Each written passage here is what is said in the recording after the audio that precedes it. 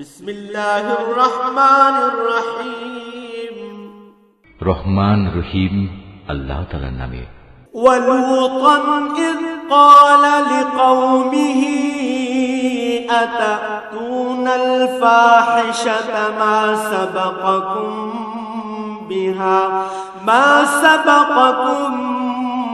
বিহা মিন আহাদিন মিনাল আলামিন। আমি লূতকেও পাঠিয়েছিলাম যখন সে তার জাতিকে বলেছিল, তোমরা এমন এক অশ্লীলতার কাজ করছো যা তোমাদের আগে সৃষ্টিকুলের আর কেউ কখনো করেনি। ইন্নাকুম লাতাতুনার রিজালা শাহওয়াতাম মিন দুনিন নিসা বাল আনতুম কওমুম মুসরিফুন। তোমরা যৌন তৃপ্তির জন্য নারীদের বাদ দিয়ে পুরুষদের কাছে যাও। আসলে তোমরা হচ্ছে এক সীমা লঙ্ঘনকারী জাতি। ওয়ামা কানা জওয়াবা কওমিহি ইল্লা আন ক্বালু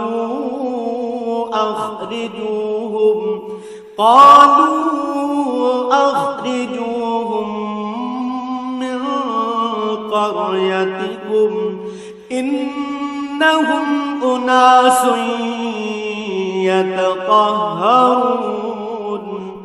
তার জাতির কাছে তখন একথা বলা ছাড়া আর কোনো জবাবই ছিল না যে সবাই মিলে তাদের তোমাদের জনপদ থেকে বের করে দাও, কেননা এরা হচ্ছে কতিপয় পাক পবিত্র মানুষ। ফাআনজাইনাহু ওয়া আহলাহু ইল্লা ইমরাআতাহু কানাত মিনাল গাবিরিন। অতঃপর যখন আমার আযাব এলো তখন আমি তাকে এবং তার পরিবার পরিজনকে উদ্ধার করলাম, তার স্ত্রীকে ছাড়া। সে আযাবে কবলিত হয়ে পেছনের লোকদের মধ্যে শামিল থেকে গেল। وأمطرنا عليهم مطرا فانظر كيف كان عاقبة المجرمين। আমি তাদের উপর প্রচন্ড আযাবের বৃষ্টি বর্ষণ করতে থাকলাম। সুতরাং তুমি ভালো করে চেয়ে দেখো অপরাধী ব্যক্তিদের পরিণাম সেদিন কি ভয়াবহ হয়েছিল। বিসমিল্লাহির রহমানির রহিম। রহমান রহিম আল্লাহর নামে। فلما ذهب عن إبراهيم الروع وجاءته البشرى يجادلنا في قوم لوط।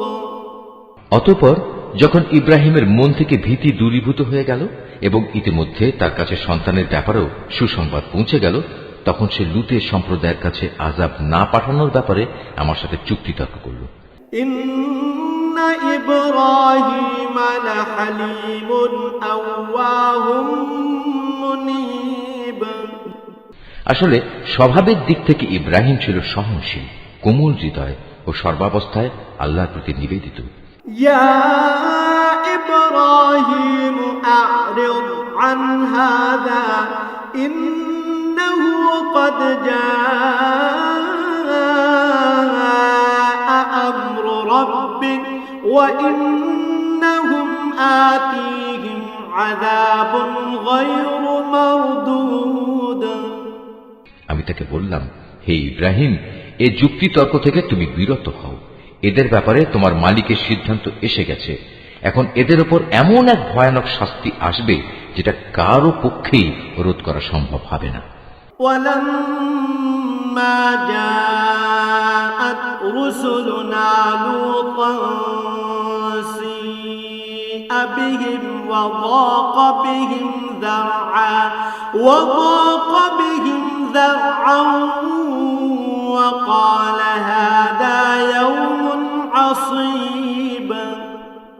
যখন আমার প্রেরিত ফেরেশতারা লূতের কাছে এলো, সে এদের অকস্মাৎ আগমনে কিছুটা বিষণ্ণ হল। তাদের কারণে তার মনও কিছুটা খারাপ হয়ে গেল এবং সে নিজে নিজে বলল, আজকের দিন দেখছি সত্যিই বড় কঠিন বিপদের দিন। وجاءه قومه يهرعون إليه ومن قبل كانوا يعملون السيئات قال يا قوم هؤلاء بناتي هن أطهر لكم فاتقوا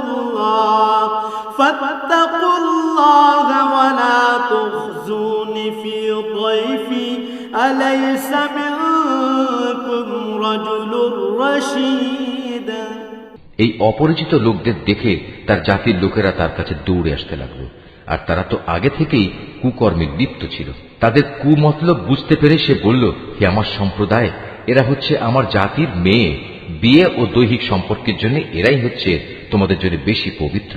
সুতরাং তোমরা আল্লাহ তাআলাকে ভয় করো এবং আমার এই মেহমানদের ব্যাপারে আমাকে তোমরা অপমানিত করো না। তোমাদের মধ্যে এই কথাগুলো শোনার মতো একজন ভালো মানুষও কি অবশিষ্ট নেই? قالوا لقد علمت ما لنا في بناتك من حق وإنك لتعلم ما نريد। তারা বলল, তুমি ভালো করে এই কথাটা জানো, তোমার জাতির মেয়েদের আমাদের কোনোই প্রয়োজন নেই।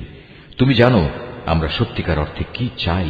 قال لو أن لي بكم قوة أو آوي إلى ركن شديد। সে এদের অশালীন কথাবার্তা শুনে বলল, কত ভালো হতো যদি আজ তোমাদের উপর আমার কোনো ক্ষমতা চলত, কিংবা যদি তোমাদের মোকাবেলায় আমি কোনো একটি শক্তিশালী স্তম্ভের আশ্রয় গ্রহণ করতে পারতাম। قالوا يا لوط إنا رسل ربك لن يصلوا إليك فأسر بأهلك بقطع من الليل ولا يلتفت منكم أحد إلا امرأتك إنه مصيبها ما أصابهم إن موعدهم الصبح أليس الصبح بقريب। অবস্থা দেখে তারা বলল, হে লূত, তুমি ভেবো না, আমরা তো হচ্ছি তোমার মালিকের পাঠানো ফেরেশতা। আমাদের কথা দূরে থাক, এরা তো তোমার কাছেও পৌঁছতে পারবে না। তুমি বরং এক কাজ করো, রাতের কোনো এক প্রহরে তোমার পরিবার পরিজন সহ ঘর থেকে বেরিয়ে পড়ো। তবে তোমাদের কোনো ব্যক্তি যেন যাবার সময় পেছনে ফিরে না তাকায়, কিন্তু তোমার স্ত্রী ব্যতীত, কেননা যা কিছু আযাবের তাণ্ডব তাদের উপর ঘটবে তা তার উপরও ঘটবে। তাদের উপর আযাব আসার ক্ষণ নির্ধারিত হয়েছে সকালবেলা, সকাল হতে আর কতই বা দেরি। فلما جاء أمرنا جعلنا عاليها سافلها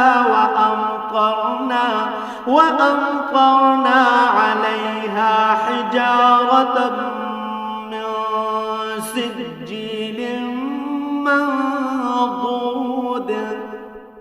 অতঃপর যখন সত্যি আমার আযাবের নির্ধারিত হুকুম এলো, তখন আমি সেই জনপদগুলো উল্টিয়ে দিলাম এবং তাদের পর ক্রমাগত পাকা মাটির পাথর নিক্ষেপ করতে শুরু করলাম। মুসাওয়ামাতান ইনদা রাব্বিক ওয়া মা হিয়া মিনাল যালিমিন বিবাঈদ। যা অপরাধী ব্যক্তিদের নামধাম সহ তোমার মালিকের কাছে চিহ্নিত ছিল, আর গজবের এ স্থান তো এ জালেমদের কাছ থেকে দূরেও নয়। বিসমিল্লাহির রহমানির রহিম।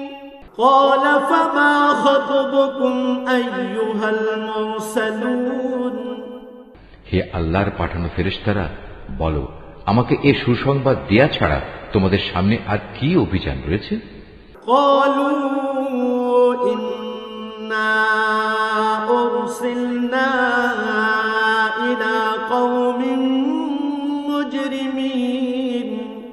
তারা বলল, হ্যাঁ, আমাদের এক নাফরমান জাতির বিরুদ্ধে অভিযানে পাঠানো হয়েছে, যারা অচিরেই বিনাশ হয়ে যাবে। إلا آل لوط إنا لمنجوهم أجمعين। তবে লুতের আপনজনরা বাদে আমরা সবাই আযাবের সময় তাদের সবাইকে উদ্ধার করব। إلا امرأته قدرنا إنها لمن الغابرين কিন্তু তার স্ত্রীকে নয়। আল্লাহ তাআলা তার ব্যাপারে বলেন, আমি এই সিদ্ধান্ত নিয়েছি, সে আযাবের সময় পশ্চাৎবর্তী দলভুক্ত হয়ে থাকবে। فلما جاء آل لوط المرسلون যখন সে ফেরেশতারা লুতের পরিবার পরিজনদের কাছে এসে হাজির হল, قال إنكم قوم منكرون তখন লুত বলল, আপনারা তো দেখছি অপরিচিত ধরনের লোক। قالوا بل جئناك بما كانوا فيه يمترون তারা বলল, না, আসলে তা নয়, আমরা তাদের কাছে সে আযাবের বিষয়টা নিয়ে এসেছি যার ব্যাপারে তারা ছিল সন্দিগ্ধ। وأتيناك بالحق وإنا لصادقون আমরা তোমার কাছে সত্য সংবাদ নিয়ে এসেছি এবং আমরা হচ্ছি সত্যবাদী। فأسر بأهلك بقطع من الليل واتبع أدبارهم ولا يلتفت منكم أحد وامضوا حيث تؤمرون সুতরাং তুমি রাতের কিছু অংশ থাকতে তোমার লোকজন সহ এ জনপদ থেকে বেরিয়ে পড়ো এবং তুমি নিজে তাদের পেছনে পেছনে চলতে থাকো। সাবধান, তোমাদের মধ্যে কেউ যেন পেছনে ফিরে না তাকায়। ঠিক যেদিকে যাওয়ার জন্য তোমাদের আদেশ করা হবে সেদিকে চলতে থাকবে। وقضينا إليه ذلك الأمر أن دابر هؤلاء مقطوع مصبحين ইতিমধ্যে আমি তার কাছে এ ফয়সালা পাঠিয়ে দিয়েছি যে এ জনপদের মানুষগুলোকে ভোর হতেই মূলোৎপাটিত করে দেয়া হবে। وجاء أهل المدينة يستبشرون ইতিমধ্যে নগরের অধিবাসীরা উল্লসিত হয়ে লুতের কাছে এসে হাজির হল। قال إن هؤلاء ضيفي فلا تفضحون এদের আসতে দেখে সে বলল, হে আমার দেশবাসী, এরা হচ্ছে আমার মেহমান, এদের সাথে অশালীন আচরণ করে তোমরা আমাকে অপমান করো না।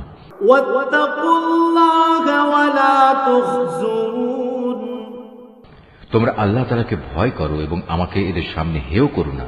قالوا أولم ننهك عن العالمين তারা বলল, আমরা কি তোমাকে দুনিয়া জোড়া মানুষের মেহমানদারি করা থেকে নিষেধ করিনি? قال هؤلاء بناتي إن كنتم فاعلين এদের উক্তি শুনে সে বলল, একান্তই যদি তোমরা কিছু কামনা বাসনা চরিতার্থ করতে চাও তবে এখানে আমার জাতির মেয়েরা রয়েছে, এদের বিয়ে করে তোমরা নিজেদের প্রয়োজন মেটাতে পারো।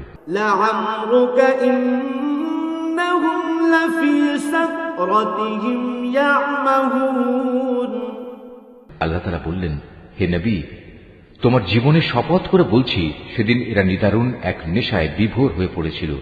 আল্লাহর গজবের কোনো কথাই এরা বিশ্বাস করল না।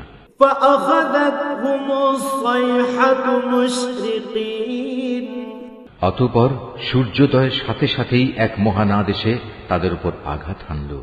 فجعلنا عاليها سافلها وأمطرنا عليهم حجارة من سجيل তারপর আমি নগরগুলো উল্টিয়ে দিলাম এবং ওদের উপর পাকানো মাটির পাথরের বৃষ্টি বর্ষণ করলাম।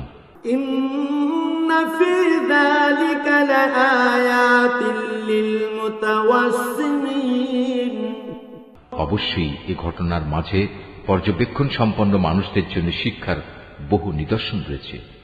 وإنها لبسبيل مقيم ধ্বংসস্তূপের নিদর্শন হিসেবে তা আজও রাস্তার পাশে দাঁড়িয়ে আছে। إن في ذلك لآية للمؤمنين